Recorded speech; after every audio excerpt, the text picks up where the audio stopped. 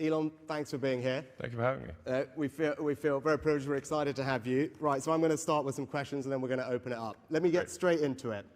So, Bill Gates said, "There is no one in our time who has done more to push the bounds of science innovation than you." Well, it's kind of good to say. Yeah, well, that's it. That's a nice thing to have anyone say about you. Nice coming from Bill Gates. But oddly enough, when it comes to AI, actually, for around a decade, you've almost been doing the opposite and saying, hang on, we need to think about what we're doing and what we're pushing here and what do we do to make this safe, and actually maybe we shouldn't be pushing as fast or as hard as we are. Like, I mean, you've been doing it for a decade. Like, what was it that caused you to think about it that way, and why do we need to be worried?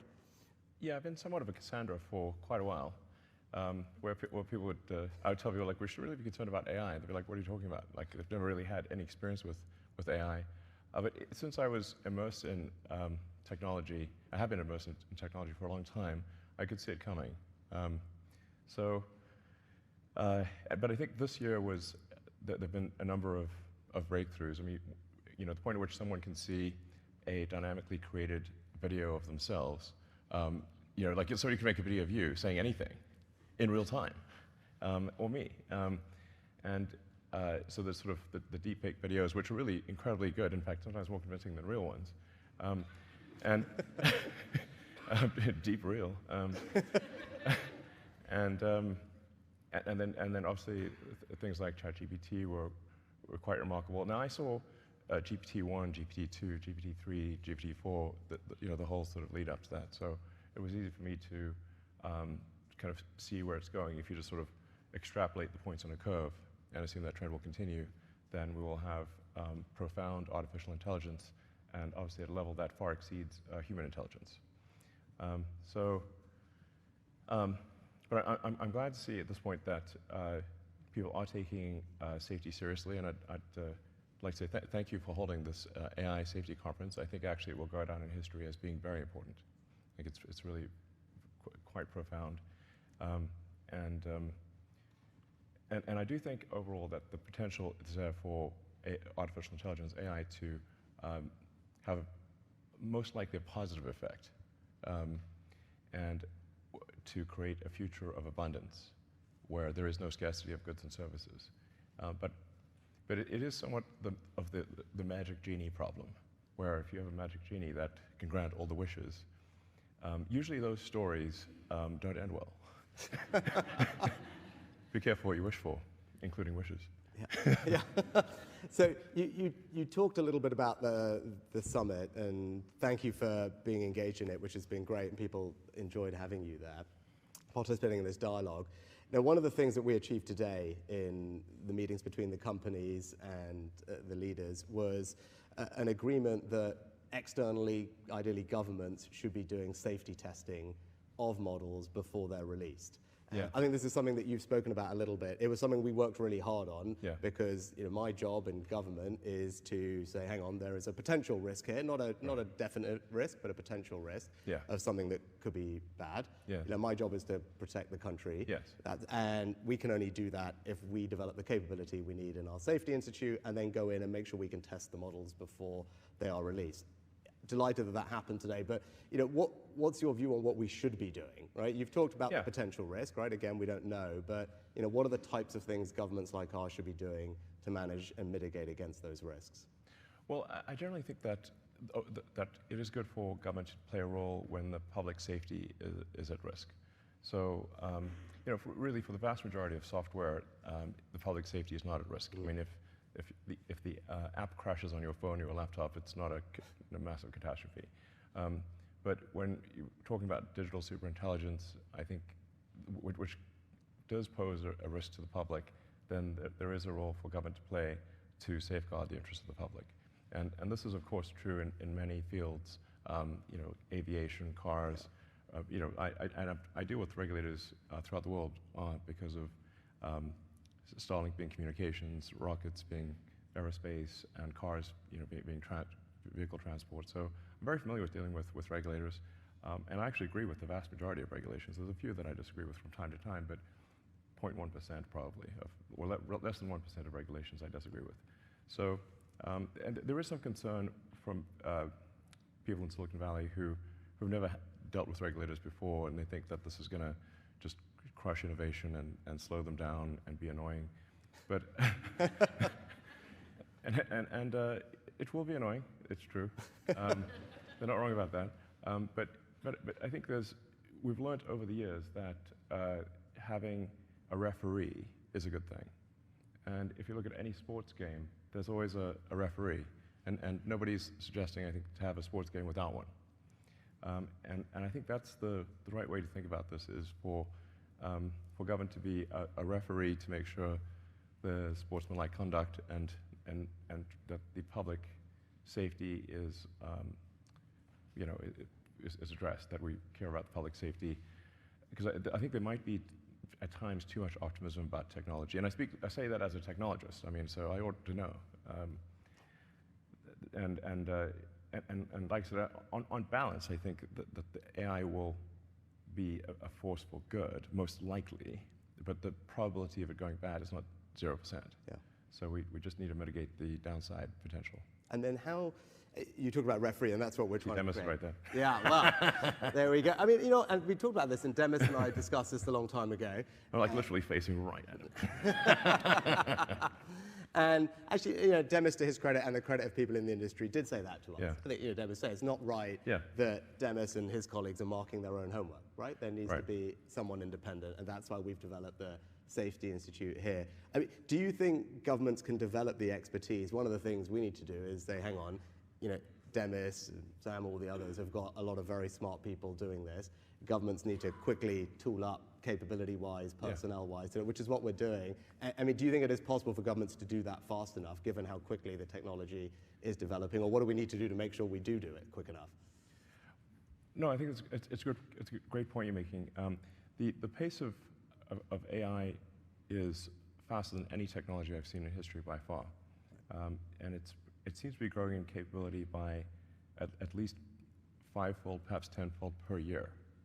It'll certainly grow by an order of magnitude next year. Yeah. So, and government isn't used to moving at that speed. But I think even if there are not firm regulations, even if there isn't an enforcement capability, simply having insight and being able to highlight concerns to the public will be very powerful.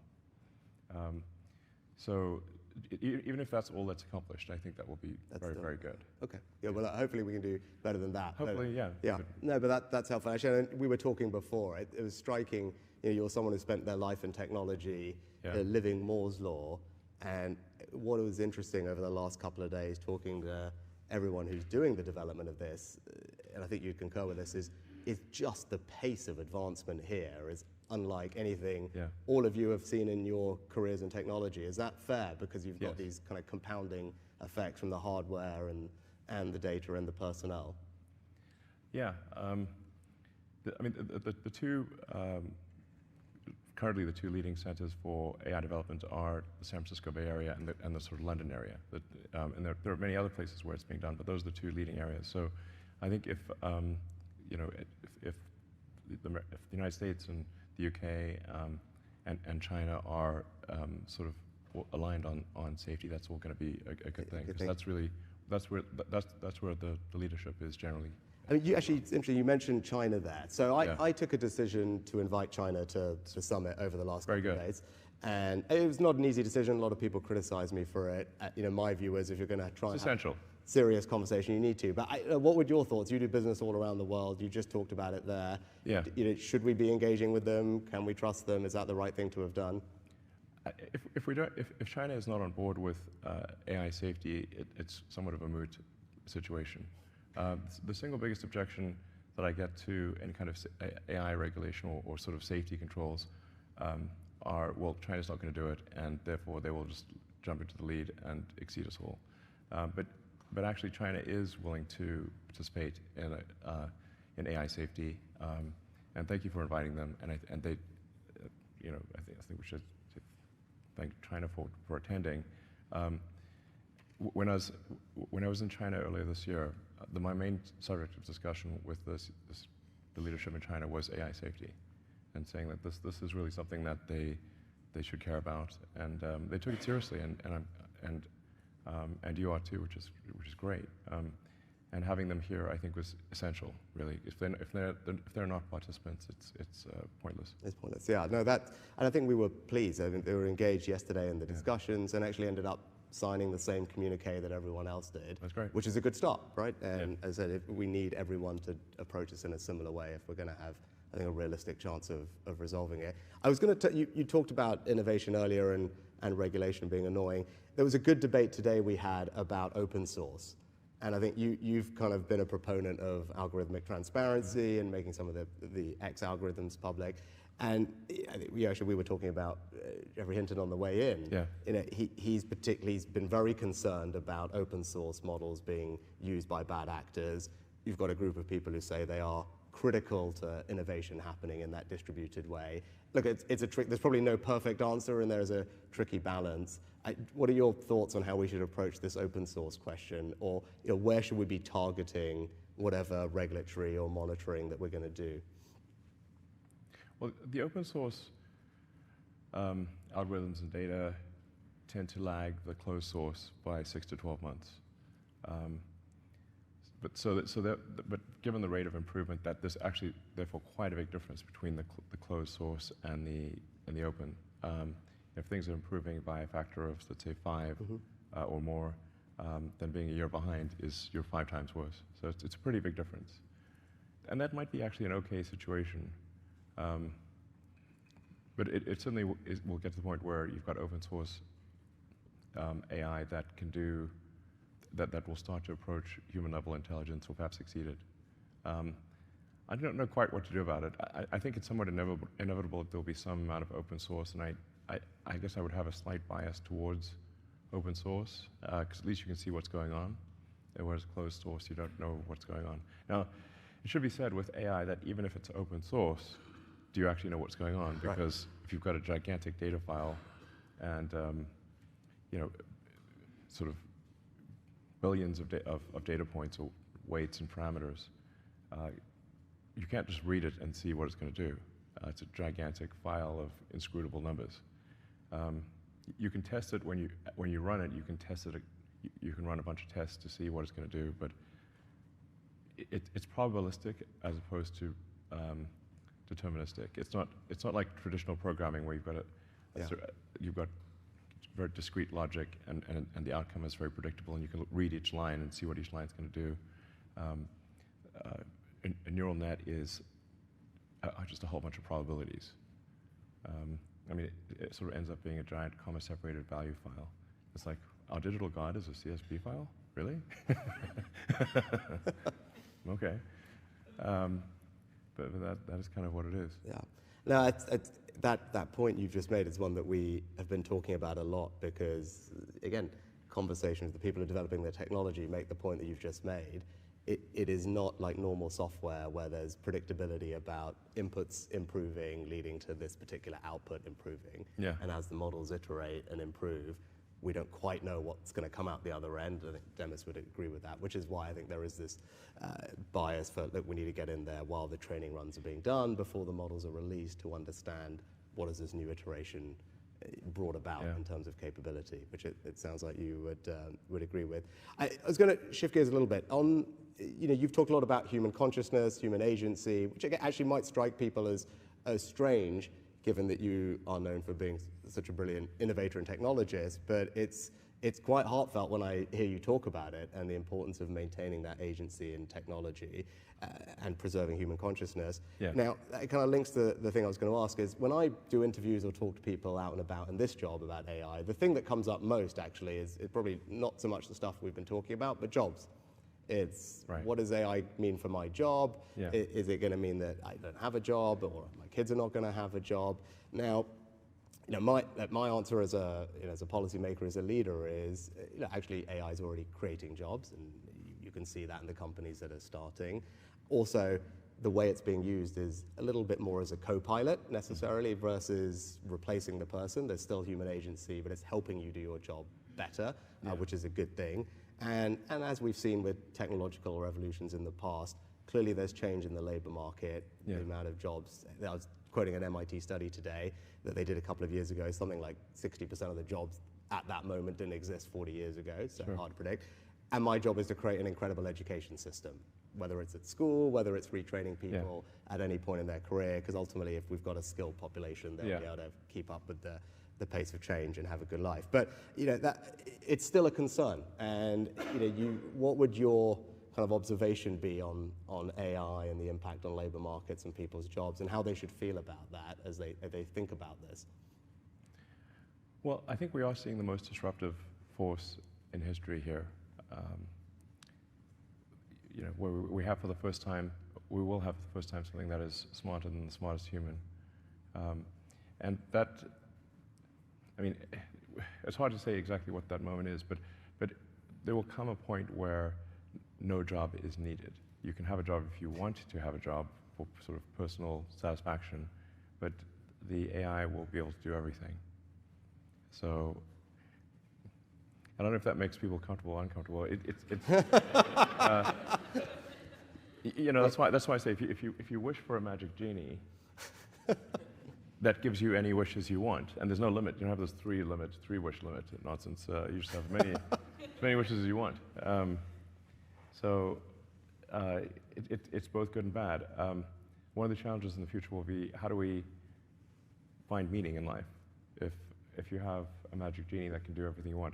I do think it's hard, when there's new technology, it tends to usually follow an S-curve. In this case, we're going to be on the exponential portion of the S-curve for a long time.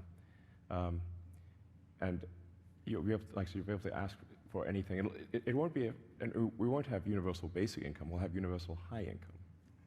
So in some sense, it'll be somewhat of a leveler or an equalizer, because really, I think everyone will have access to this magic genie. And you'll be able to ask any question. It'll certainly be good for education. It'll be the best tutor you could, and the most patient tutor. Sit there all day. But there will be no shortage of goods and services. We'll be an age of abundance. I think I'd recommend people read Ian Banks. The Banks culture books are probably the best envisioning, in fact, not probably, they're definitely by far the best envisioning of an AI future. There's nothing even close. So I'd really recommend Banks. I'm a very big fan. All his books are good. There's not say which one, all of them. So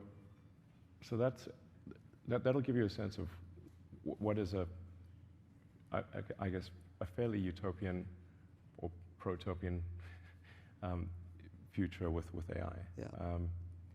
Which is good from as you said, it's a universal high income, which is a nice phrase, and it's good from a kind of materialistic sense, age of abundance. Actually, that it kind of then leads to the question that you posed, right? I'm someone who believes work gives you meaning, right? I think a lot about that as I think work is a good thing. It gives people purpose in their lives, and if you then remove a large chunk of that, what does that mean, and where do you get that? Yeah. Where do you get that drive, that motivation, that purpose? I mean, you were talking about it. You work a lot of hours. I do. As I was mentioning when we were talking earlier, I have to somewhat engage in deliberate suspension of disbelief because if I'm putting so much blood, sweat, and tears into a work project and burning the 3 a.m. oil, then I'm like, wait, why am I doing this? I can just wait for the AI to do it. I'm just lashing myself for no reason. Yeah. Must be a glutton for punishment or something. We call Demis and tell him to hurry up, and then you can have a holiday, right? That's the plan. Yeah. No, it's a tricky thing, because I think part of our job is to make sure that we can navigate to that very, I think, largely positive place that you're describing. It is, I think, largely positive, help people through it between now and then, because these things bring a lot about change in the labor market, as we've seen. Yeah, I think it probably is generally a good thing, because there are a lot of jobs that are uncomfortable or dangerous or sort of tedious, and the computer will have no problem doing that. They're happy to do that all day long. So, it's fun to cook food, but it's not that fun to wash the dishes. But the computer's perfectly happy to wash dishes. And I guess there is, we still have sports like where humans compete in like the Olympics, and obviously a machine can go faster than any human, but we still humans race against each other, and and have have these sports competitions against each other where even though the machines are better, they're still, I guess, competing to see who can be the best human at something. Yeah. And people do find fulfillment in that. Yeah. So I guess that's perhaps a good example of how even when machines are faster than us, stronger than us, We still find a way. we still enjoy competing against other humans to at least see who's the best human. Yeah. That's a good analogy. And we've been talking a lot about managing the risks. Just before we move on and finish on AI, is just talk a little bit about the opportunities. You're engaged in lots of different companies, Neuralink being an obvious one, which is doing some exciting stuff. You touched on the thing that I'm probably most excited about, which is in education. Yeah. And I think many people will have seen Sal Khan's video from earlier this year, his TED Talk about, as you talked about, it's like personal tutor. Yeah, personal tutor, an amazing personal tutor. An amazing personal tutor, and we know the difference in learning. Having that personalized tutor is incredible compared to classroom learning. So if you can have every child have a personal tutor specifically for them that then just evolves with them over time, that could be extraordinary. And so that, for me, I look at that, I think, gosh, that is within reach at this point, and that's one of the benefits I'm most excited about. Like when you look at the landscape of things that you see as possible, what is it that you are particularly excited about? I think certainly AI tutors are going to be amazing. Perhaps already are. I think there's also perhaps companionship, which may seem odd because how can the computer really be your friend? But if you have an AI that has memory, and remembers all of your interactions and has read you can say like give it permission to read everything you've ever done. So it really will know you better than anyone, perhaps even yourself. And where you can talk to it every day, and those conversations build upon each other, you will actually have a great friend. As long as that friend can stay your friend and not get turned off or something. Don't turn off my friend. But I think that will actually be a real thing. And one of my sons is sort of has some learning disabilities and has trouble making friends actually. And I was like, well, an AI friend would actually be great for him. Oh, okay. That was a surprising answer, but that's actually worth reflecting on. That's really interesting. We're already seeing it actually as we deliver, psychotherapy anyway. Now doing far more by digitally and by telephone to people, and it's making a huge difference. And you can see a world in which actually, AI can provide that social benefit to people. Just a quick question on X, and then we should open it up to everybody. You made a change. Made many changes, but quite a few. One of the changes. You love that letter. Yeah. I've got a real thing about it. You really do. You really do. One of the changes, which kind of goes into the space that we have to operate in, and this balance between free speech and moderation is something we grapple with as politicians. Sure. You were grappling with your own version of that, and you moved away from a kind of manual human. Way of doing it, the moderation to the community notes, and I think that's it was an interesting change, right? It's not what everyone else has done. It would be good. What was the reasoning behind that, and why do you think that is a better way to do that?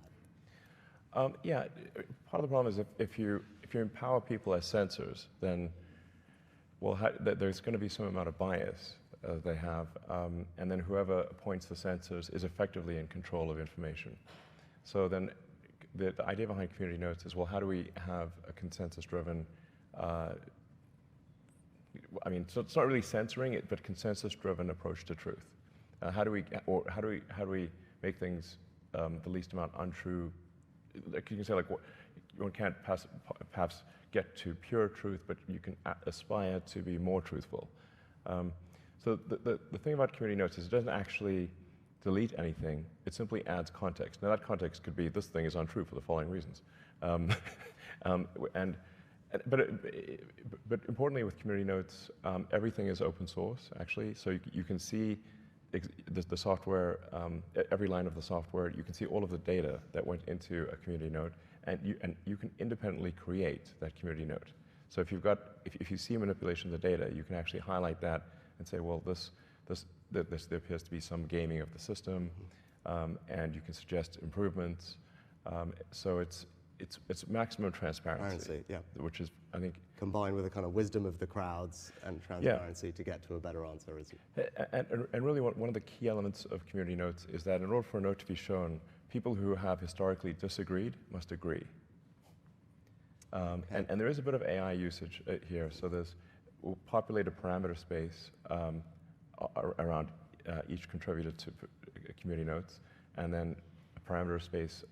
So everyone's got basically these vectors associated with them.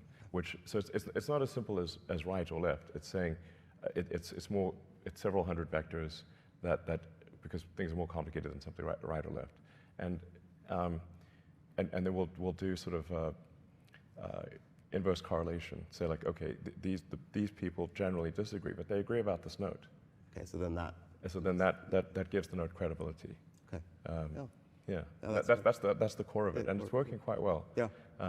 I've yet to see a note actually be present for more than a few hours that is incorrect. So the batting average is extremely good. And when I ask people, say, oh, they're worried about community notes sort of being disinformation, I'm like, send me one, and then they can't. So I think it's quite good. I mean, the general aspiration is with the X platform is to inform and entertain the public, and to be as accurate as possible and as truthful as possible, even if someone doesn't like the truth. You know, people don't always like the truth. No. Not always. But that's the aspiration, and I think if we stay true to the truth, then I think we'll find that people use the system to learn what is going on, and to learn. I think actually truth pays. So I think it'll be what I mean. Assuming you don't want to engage in self-delusion, then I think it's the smart move. You know, so. Excellent, very helpful. Right, let's open it up to all our guests here. We've got some microphones. They'll come. Put your hands up. They'll come and find you. We've got yes. Go for it. Thank you. Good evening, Alice Bentinck from Entrepreneur First. Thank you for a fascinating conversation. I suppose a question for each of you. Prime Minister, the UK has some of the best universities in the world. We have the talent. What will it take for the UK to be a real breeding ground for unicorn companies? And Elon, being a founder in the UK is still a non-obvious career choice for the most exceptional technical talent. What are the cultural elements that we need to put into place to change this? Thank you both. John, you want to go first? Go for it. Sure. Well, you're right that there are cultural elements where you know the culture should celebrate creating new companies, and there should be a bias towards supporting small companies, because they're the ones that need nurturing. The larger companies really don't need nurturing. So you know, just you can think of it sort of like a garden. If it's a little sprout, it needs nurturing. If it's a mighty oak, it doesn't need quite as much. So I think that is a mindset change that is important. But I should mention that London is, you know, London and San Francisco, or the Bay Area, are really the two centers for AI. So London is actually doing very well on that front. The two leading locations on Earth, and you know, San Francisco is probably ahead of London, but London's really very strong, or London area, Greater London, home counties, I guess. Keep going. So I'm just saying objectively this is the case, but you do need that. You need the infrastructure. You need landlords who are willing to rent to new companies. You need law firms and accountants that are willing to support new companies, and it's generally it is a mindset change, and I think some of that is happening. But I think really it's just culturally people need to decide this is a good thing.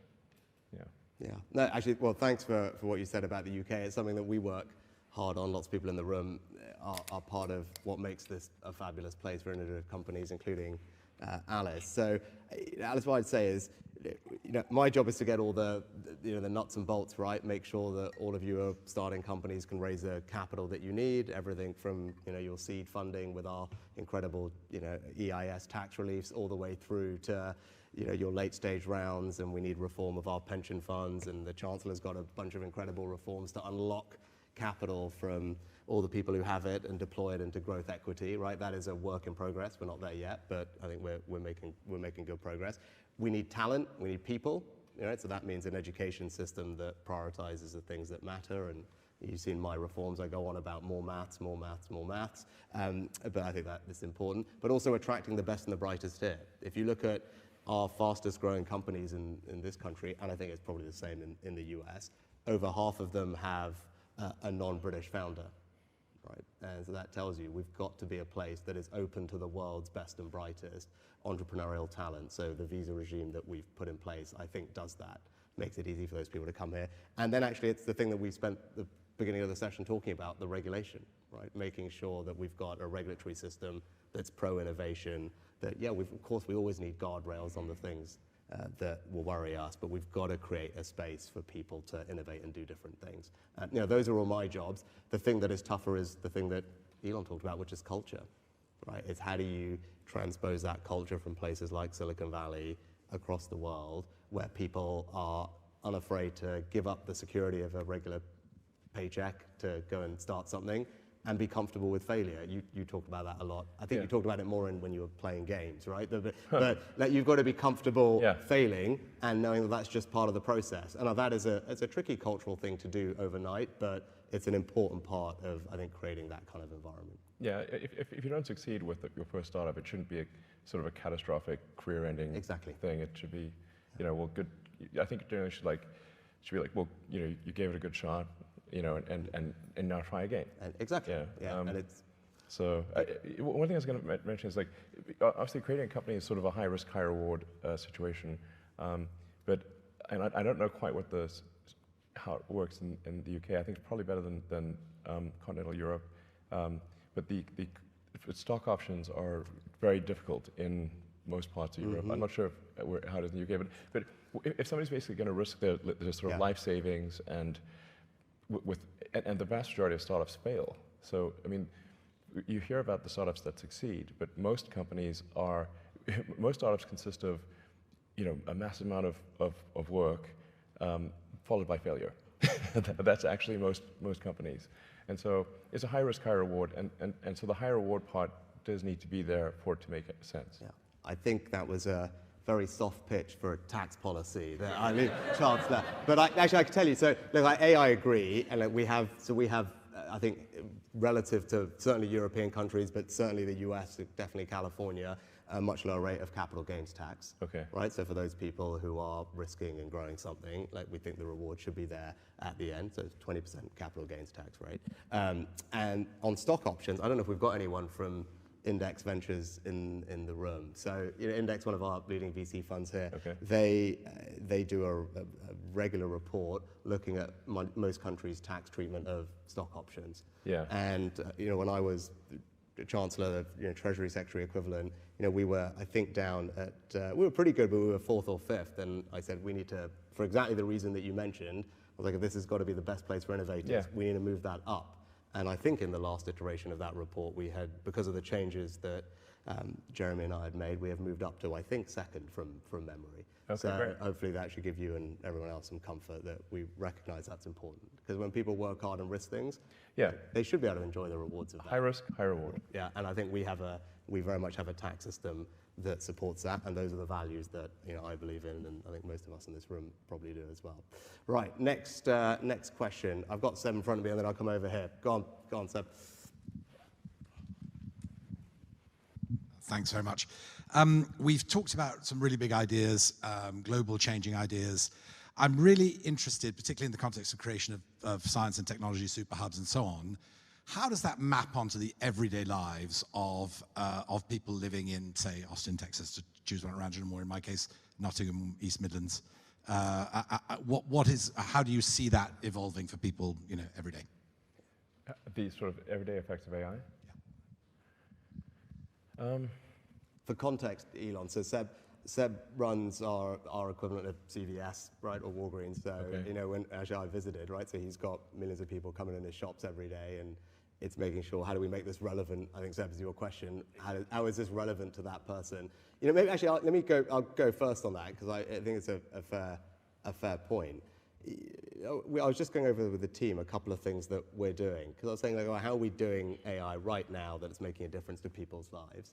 And we have this thing called gov.uk, which is actually, when it happened several years ago, was a pioneering thing. All the government information brought together on one website, gov.uk, and so you need to get a driving license, passport, any interaction with government. It was centralized in a very easy, relatively easy to use way.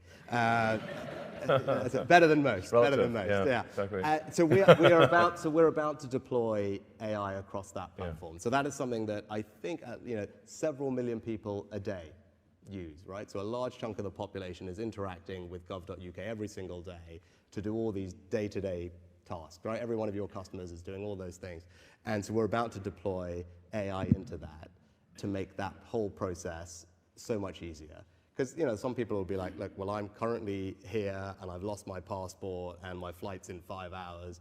At the moment, that would require how many steps to figure out what you do.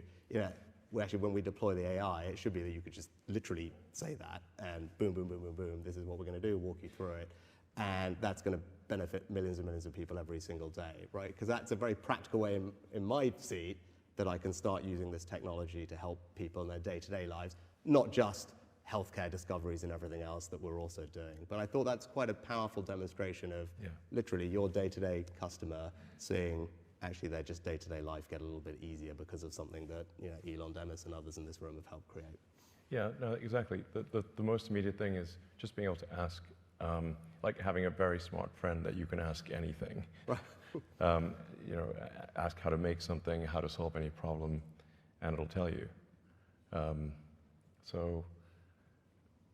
obviously companies are going to adopt this, so I think you'll have much better customer service, I guess, essentially. That'll probably be the first thing you notice. And then we talked about education. Yeah.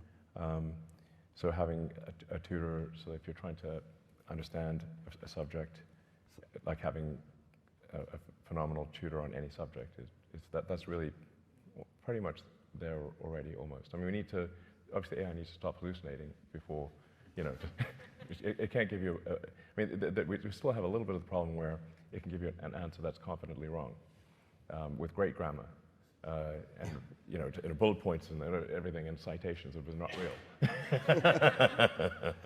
So it has to be, okay, we need to make sure it's not giving you confidently wrong tutor answers. But that's going to happen pretty quickly, where it is actually correct. I was going to say, for any parent who was homeschooling during COVID and realizing what their kids needed to be helped with, that will come as an enormous relief.